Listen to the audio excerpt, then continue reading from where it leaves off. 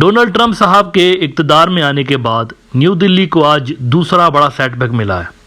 पहला सेटबैक तो उनको बांग्लादेश के हवाले से मिला था। वो वहाँ पर उम्मीद कर रहे थे कि डोनाल्ड ट्रंप जब आएंगे तो बांग्लादेश के हवाले से उनकी पॉलिसी वही होगी जो कि इंडिया की पॉलिसी है, यानी कि पहले की तरह वो इंडिया के प्रिज्म से साउथ एशिया को देखने की कोशिश करेंगे और बांग्लादेश को प्रेशराइज करने की कोशिश करेंगे कि वो शेख हसीना को दोबारा से एकोमोडेट करें। लेकिन ये हो ना सका, ये नहीं हो सका। नरेंद्र मोदी साहब वहाँ गए अमेरिका, मायूस होकर वापस आए। उनको बांग्लादेश के हवाले से कुछ भी नहीं मिला। जॉइंट स्टेटमेंट के अंदर भी बांग्लादेश का नाम तक ये इंक्लूड नहीं करा सके।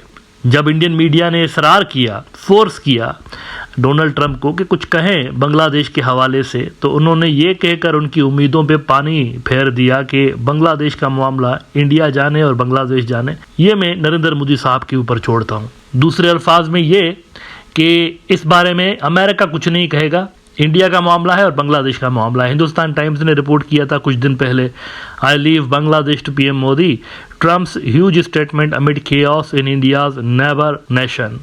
अब इसको हाइप देने की कोशिश की गई कि नरेंद्र मोदी को ग्रीन सिग्नल दिया। ग्रीन सिग्नल नहीं दिया, उनको एक तरह से शटअप कॉल दी गई अमेरिका की तरफ से, यार इसमें हमें क्यों बीच में घसीट रहे हो, आप जाने और वो जाने। लेकिन इस जिल्लत को छुपाने की कोशिश की गई भोंडे किस्म के मीडिया कैंपेन्स के जरिए, और कुछ भी नहीं हुआ at the end of the day.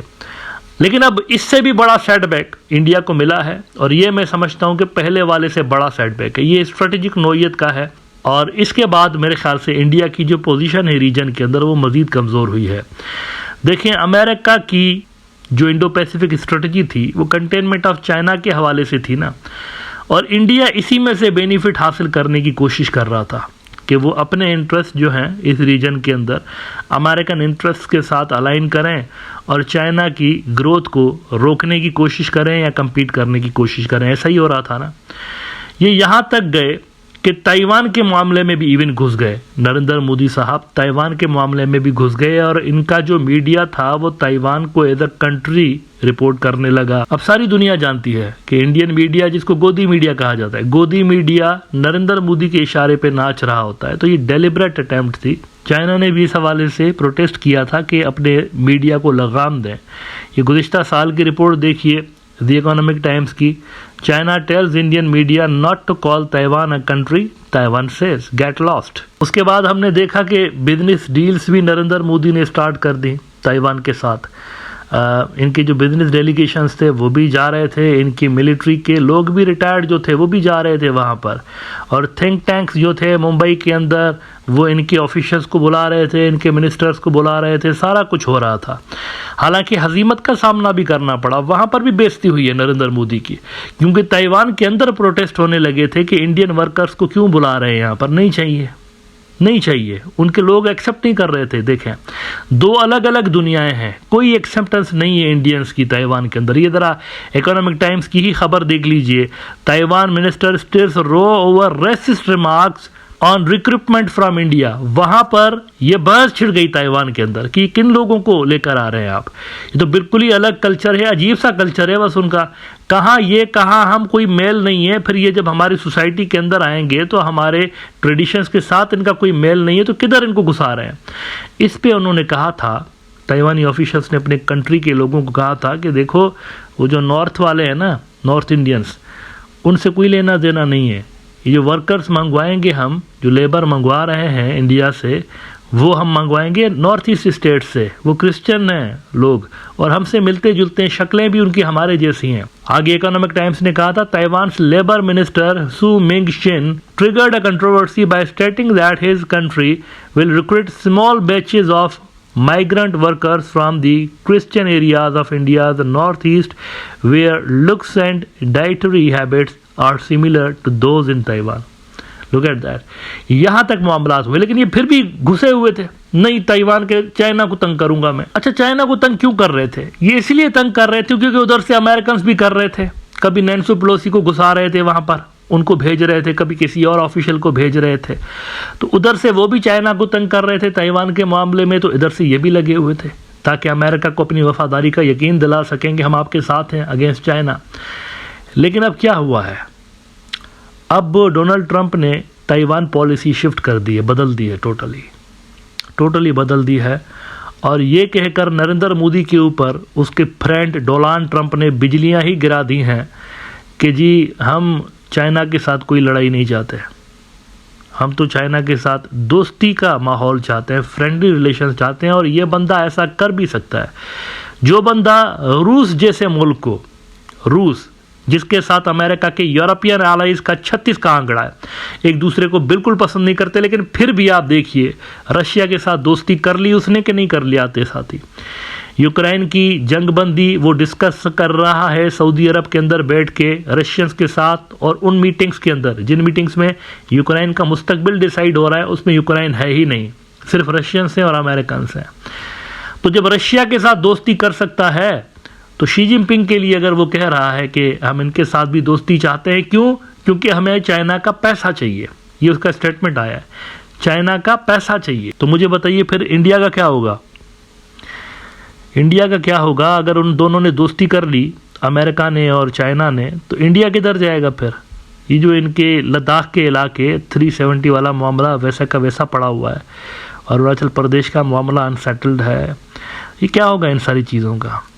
देखें ना गुज़िश्ता साल तक क्या मूड था फॉरेन पॉलिसी की। गुज़िश्ता साल की मैं आपको रिपोर्ट दिखाता हूँ। मोदी ताइवान टाइज है और रैटल्ड चाइना, ये करने की कोशिश कर रहा था। ताइवान इशू पे लड़ाई के मूड में था और उनके साथ अपने ताल्लुकात डीप कर रहा था। लेकिन अब वो दोनों मिल गए सुपर पावर्स, बीच में ये लटक गए इंडियंस, ये बीच में लटक गए, अमेरिका की पूंछ में चिपकने की कोशिश कर रहे थे against China.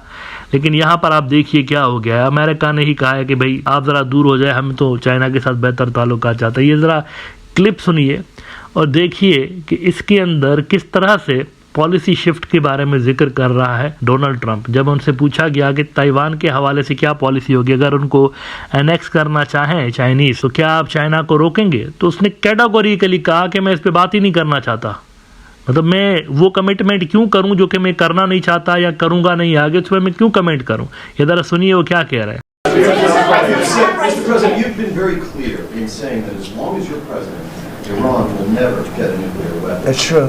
Is it also your policy that as long as you're president, China will never take Taiwan by force? I never comment on that. I don't comment on anything because I don't want to ever put myself in that position. And if I said it, I certainly wouldn't be saying it to you. I'd be saying it to other people, maybe people around this table, and very specific people around this table.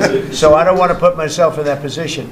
But I can tell you what, I have a great relationship with President Xi. I've had a great relationship with him. We want them to come in and invest. I see so many things saying that we don't want China in this country. That's not right. We want them to invest in the United States. That's good. That's a lot of money coming in, and we'll invest in China. We'll do things with China. The relationship we'll have with China will be a very good one. I see all of these phony reports that we don't want their money, we don't want anything to do with them. That's wrong. We're going to have a good relationship with China, but they won't be able to take advantage of us. What they did to Biden was, he didn't know what was happening. He didn't know what he was doing. The administration didn't know what they were doing. It was very sad to watch. But we're going to have a good relationship with China and Russia and Ukraine and the Middle East. We're doing things that, look, when I left, we had no wars. We had defeated ISIS totally. We had no inflation. We didn't have the Afghanistan withdrawal, the worst withdrawal anybody's ever seen. I think that's one of the reasons that President Putin looked at that. He said, wow, these guys are a paper tiger. Look at it. We're no paper tiger. Don't forget, we got rid of ISIS in 3 weeks. People said it would take 5 years. We did it because when I came in, I let them do what they had to do. And the man that headed that operation is now going to be your chairman, right? Yes, Chairman sir. of the Joint Chiefs. Yes, sir. And Raisin Kane. I liked him right from the beginning. As soon as I heard his name, I said, that's my guy. Okay. Any other questions? तो ये सूरत हाल है। China के साथ दोस्ती चाहता है, कह रहा है वो ट्रेड और टैरिफ ये सारी चीज़ें अपनी जगह पर, लेकिन शी जिनपिंग मेरा दोस्त है और मैं चाहता हूं कि वो यहाँ पर आकर इन्वेस्ट करें। बहुत कुछ ऐसा है जो कि हम चाइना से ले सकते हैं। टोटल जो उसका फोकस है वो इसी चीज़ के ऊपर है कि अमेरिकन जो लोग हैं उनकी इंटरेस्ट को सर्व किया जाए बजाय जियोपॉलिटिकल गेम्स पे फोकस करने के। ना इसके स्ट्रेटेजिक कॉन्सिक्वेंसेस क्या है? स्ट्रेटेजिक कॉन्सिक्वेंसेस इसके ये हैं कि अमेरिका के लिए इंडिया की जो रेलेवेंस थी वो चाइना के हवाले से थी। उनको और कुछ नहीं चाहिए था इंडिया से, ना तो वो टेक्नोलॉजिकली इंडिया से कुछ चाह रहे थे, बिकॉज इंडिया इन्फीरियर किस्म की टेक्नोलॉजीज रखता है एज कम्पेयर टू चाइनीज़ और रशियंस और अमेरिकन्स। तो टेक्नोलॉजी के हवाले से नहीं चाहिए था उनको कुछ। इंडियंस के साथ जो उनके मामलात रहे हैं वो चाइना फैक्टर की वजह से रहे। लेकिन अब अगर दोनों की लाइन सेट हो रही है, चाइनीज़ की और अमेरिकन्स की, तो इंडिया के लिए यकीनी तौर पर ये बुरी खबर है, क्योंकि अगर ऐसा हो जाता है तो इंडिया की जो स्ट्रेटेजिक सिग्निफिकेंस है अमेरिका के लिए वो डाउन हो जाएगी।